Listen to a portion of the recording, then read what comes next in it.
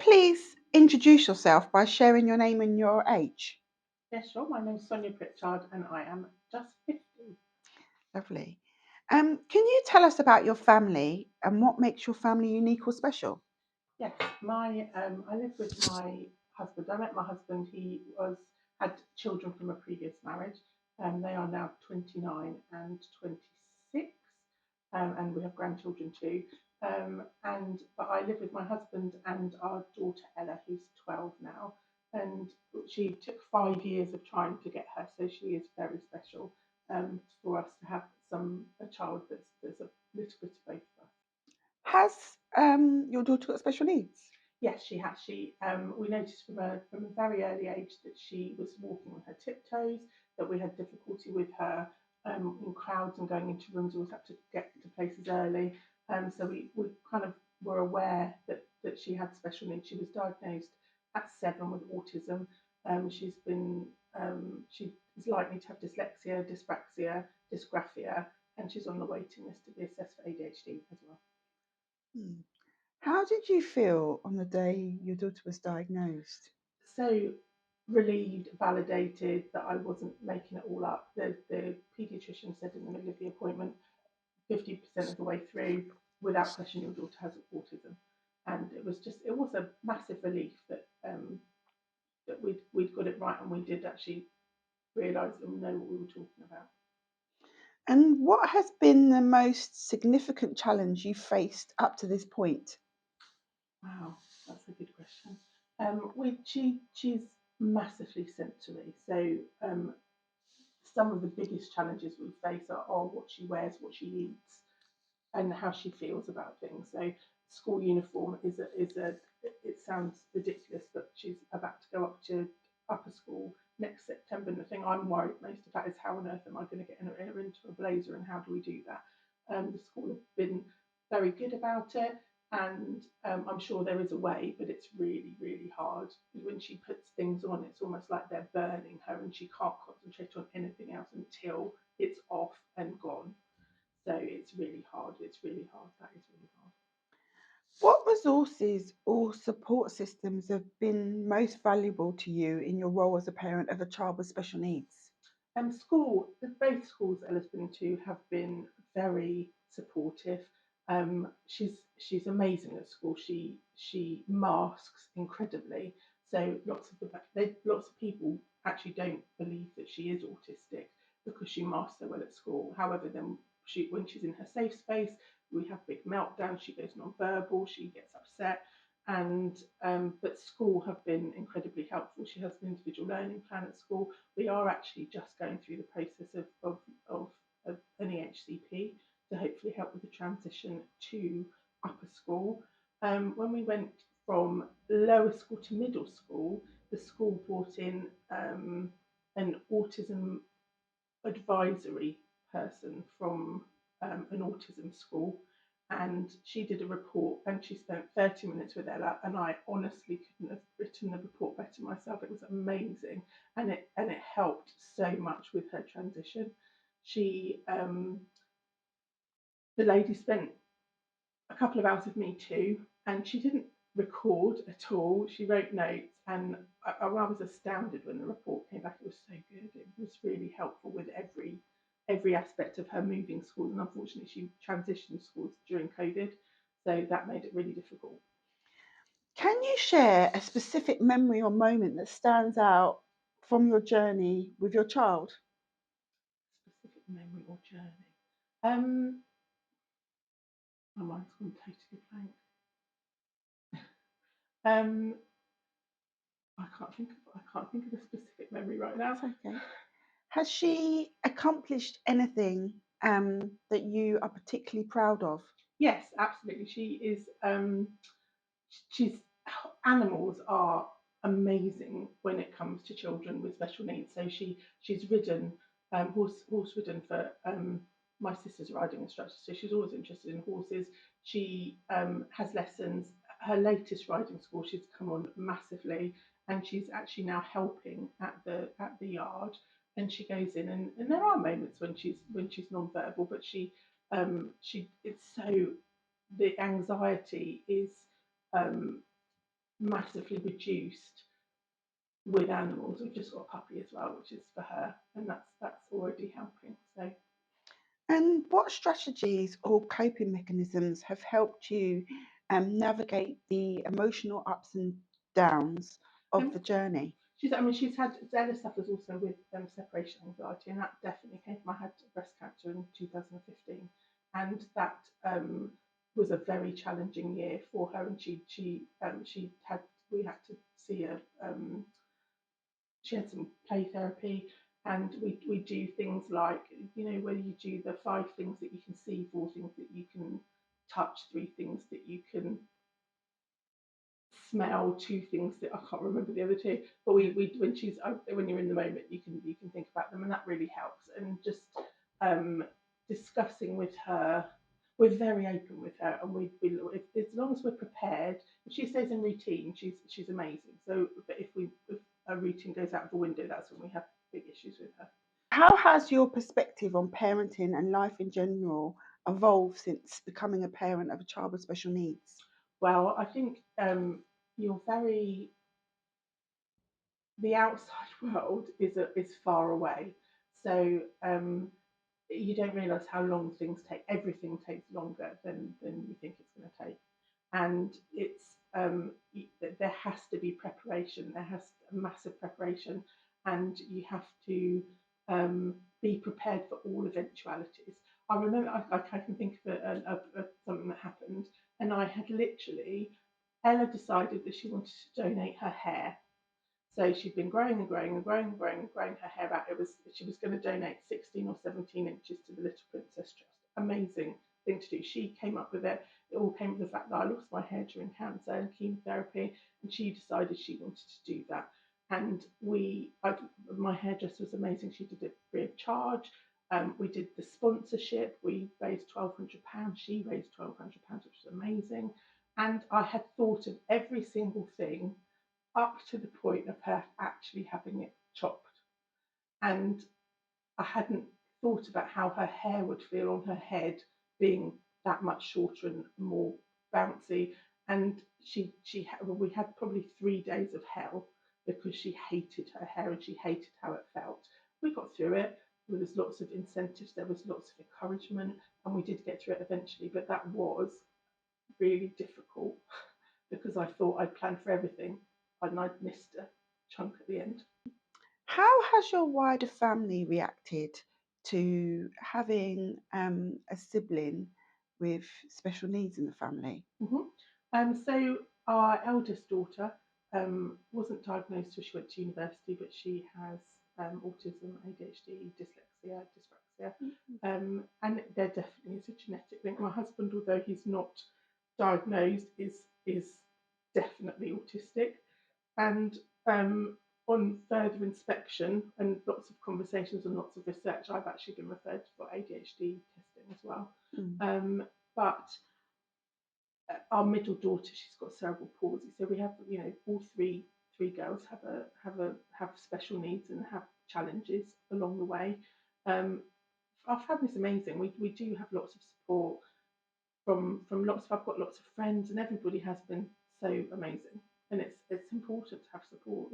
I don't honestly know how people with more than one child cope, more than one young child at cope, because Ella is a full-time job, and I don't know how other people cope with more.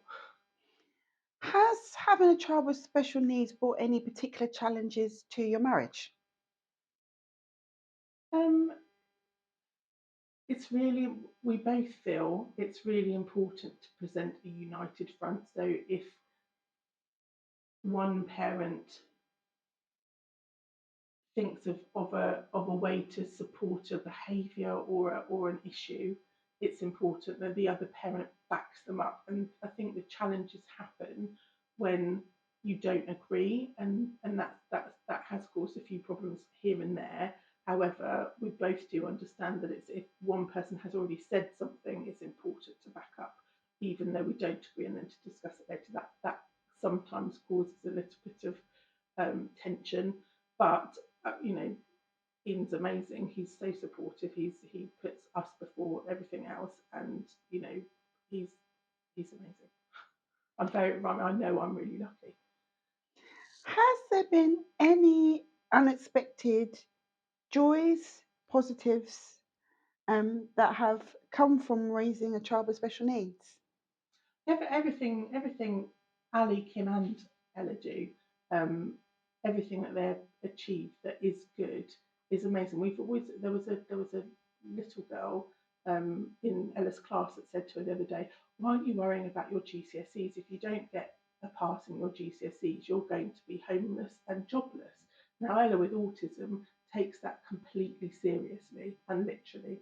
So she came home and was in a complete tizzy, and we said to her, as long as you try your hardest, actually, it doesn't matter if you don't pass, you will always have a home, and you're insightful, you're loyal, and that's qualities that employers in the future are going to jump at the chance of getting. So it's counteracting the negativity around her that's important as well.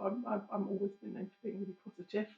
So I think um, joys, everything she achieves. She came home last week, and there was an incentive at school where if they did something good, they've got their names put in the hat, and then out of the people in the hat, one person was picked out and would get to wear a tie for a week, a special tie for a week, and she was picked out this week. And I mean, honestly, the joy around that, the happiness about the excitement about that. Yes, there's some sensory issues because it's a different tie and it's a tie that somebody else has worn, but we've got over that. And when she got a certificate last week for being Star of the Week in English, I mean, all of those things are just massive for her, and some other kids may not find that, oh, it's just a tie, it's just a certificate, but those are big things. So Looking back on your journey with Ella, what do you know now that you wish you'd known at the beginning? to ask for help. I mean, the difficult thing with today is everybody is so stretched. And I have the definite, I love the saying, if you don't ask, you don't get, because ask for help. But there's nothing to be ashamed of. Just everybody has their own special needs, everybody's individual, and there is help available. It might be 3 years down the line, but there is help available if you ask for it. And don't assume that people do judge, but it doesn't matter what other people think as long as you know that you're doing the best that you can for your child. How do you manage the difficult days? With patience, with a massive amount of patience, and again, I'm very lucky with to have a partner. There's the two of us to manage Ella, and we are yin and yang. I'm positive 95% of the time, and the moment he's quite negative. The moment I fall off my positive platform, Ian always steps up and becomes the positive person. So that works really well. And to not beat ourselves up, because we are doing the best we can, and we have you can't think of every eventuality. But with, for example, with the haircut, you can't. I mean, we try to think of every eventuality, but at the end of the day, things in life are going to happen. So actually, to not think of every eventuality is a good example of life, isn't it? And then you can't, not everything can be perfect, can it, all the time? Could you offer some advice for mothers who have children with special needs?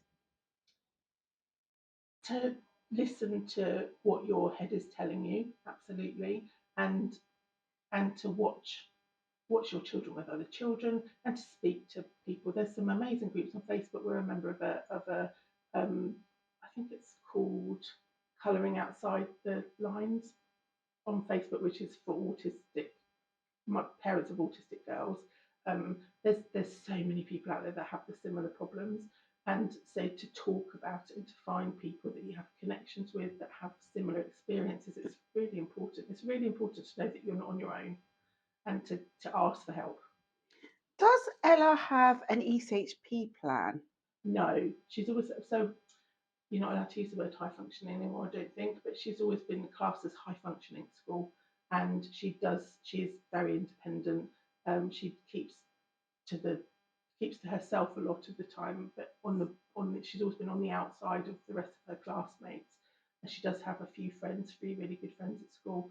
But she's always had an individual learning plan which recognises the fact that she has special needs and how she has reduced homework. She has a timeout pass, she has a fidget pass, she has a toilet pass, she's allowed to go out of lessons. The teachers do recognise that, and what if they've read her plan. So we were always told that she wouldn't qualify for an EHCP. However, I've watched a few people who have similar needs to Ella, and actually I think that whilst we've managed her needs and the school have managed her needs very well up to now, I think moving into upper school is where she's going to need the most support when we come to doing things like GCSEs and extra time and dyslexia and all of that stuff. I think that's where, when hormones kick in, that's where she is going to absolutely need the help. So we've just started the journey for an EHCP, and school are totally behind us and helping. Do you have any fears for the future? Oh, yes, yes, well, yes, absolutely. Just Ella's so rules and regulations orientated. If somebody doesn't follow a rule, she gets really upset about it. She takes everything literally, going out into a world by herself where people don't always tell the truth and people are out for what they can get. She's going to be, will always be there, but it scares me every day, absolutely. What brings happiness to your heart when you think about Ella? She's such an amazing, loyal, creative, beautiful soul. She really is. She makes me laugh every day. And when you kind of got my head in my hands, thinking I don't know what I've done. I don't know how to help. I don't know how to help her more. She says something really funny, and she loves making people happy and loves making people laugh. Could you provide some insight into the daily routines and activities that have been most beneficial for Ella's well-being? So yes, routine is the key to everything. So we get up every morning. She has her breakfast in a certain way. She has her medication in a certain way. Um, I take her to school every single morning. I get out of the car. I give her a hug. I watch her going to school. I wave at the gate before I leave. Even when it's pouring with rain, I maintain that every single day. When we pick her up from school, bedtime is the activity that has caused the most stress for us. As I mean, she goes to bed so late we don't have any time to ourselves. I mean, that's quite difficult sometimes. Um, but she started taking melatonin. The paediatrician prescribed melatonin, and that was life changing. So what was a Mm. kind of a 3 to 4 hour activity going to bed is now an hour and a half, and that's made a massive difference. It's amazing and beneficial, and she's less tired. We're less tired, and it's amazing. How important is self-care for parents when they have a child with special needs? Self care of the parents. Yes, Yes. just self-care. Having time out. We don't get much time out. Yes, that is really important. We actually went out on Saturday, and my mum came up and looked after Ella and Teddy, our new puppy. And it is important. I know we're a member of the local autism um, society, and they do lots of things to help, to promote that self care for parents is really important. To go to just have, I don't know, sit in bed and watch EastEnders. That's relax for a minute. It doesn't happen very often, but it's really important to recharge your batteries. Definitely. If you could be king for the day and you could put any service or any support system or change anything, what would that be? Wow, for there to be more support and more funding available for like for example, Ella's been on the list to be assessed for ADHD. I mean, she should have seen. I saw the paediatrician originally in July 2022. They said she'd be assessed in 3 to 4 months. We're still waiting, and every sporadically I call and say, just making sure she's still on the list, and they say yes, yes, yes. Sorry, we're so under resourced. So just to be able to provide resources to help parents that have special needs children, no matter what level, but to be able to do, I mean, some people say, why do you want all the labels? Why do I want to go and be assessed whether I've got ADHD? And it's just a validation, and it's just an understanding of why you act in certain ways. It's really important, and it makes so much sense. And if you understand the conditions and understand all of the behaviours, it's so much easier to cope with. So I think more resources, more training. Do you worry about Ella's ability to find a partner and possibly marry given her autism? Yes. Well, we do have it. I mean, she says she wants to live in a place where we live in a bungalow and she lives in the room upstairs, and we've got a horse, and she's going to do competing, and daddy's going to drive the van to the competitions, and that's as far as it goes. I mean, I can't even I can't even think I can open my head up to even think about her having a relationship. That does worry me a lot. Is the, she's 12 now, and Mm, what happens when she's 18, 19, yeah. 20, and is she going to be taken advantage of? And it's a scary world. If you could give me one word that best describes Ella. There isn't one word. She's beautiful. She's feisty. She's creative. She's loyal. She's an amazing friend for the few people that she's friends with. So there isn't one word. There's not one word that describes her. She's fantastic. Sonia, thank you very much.